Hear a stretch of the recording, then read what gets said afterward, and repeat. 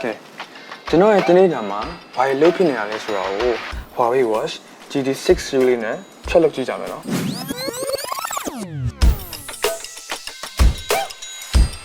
တနေ့တာကို productive ဖြစ်ဖြစ်နဲ့စနေဖို့အတွက် sleep quality ပြည့်ဝဖို့ကအရေးကြီးပါတယ်ခင်ဗျဒီရဲ့ပိုင်းအေးပေါ်လာတော့အားကစားတွေလည်းလုပ်ဖို့စဉ်းစားထားတယ်တစ်ချိန်လေးလည်းနားထောင်ရပေါ့GT6 series က outdoor running အပြင် pro level sports တွေနဲ့ဘောကောင်းမှု100ကျော်ပါတော့ဒီတစ်မျိုးနဲ့လုံးဝ perfect ပဲ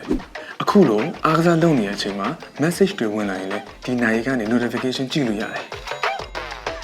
သူ့မှာပါတဲ့ GPS Huawei Sunflower Positioning System ကြောင့် location အတိအကျပြပြီးလို့ဘယ်နေရာမှာဆိုစိတ်ချလက်ချသွားလို့ရတယ်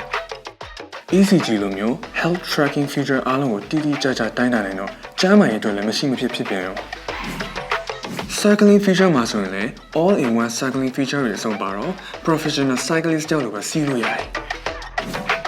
နောက်ပြီးတော့သူကမြန်မာနိုင်ငံက golf course map တွေပေါဝင်ပြီး swing speed တွေပါတိတိကျကျ record နဲ့ analyze လုပ်ပေးနိုင်တော့ကျွန်တော်ဝါသနာပါတဲ့ golf ဖြစ်တာတော့မှ design မဲ့လေ့ကျင့်လို့ရတယ်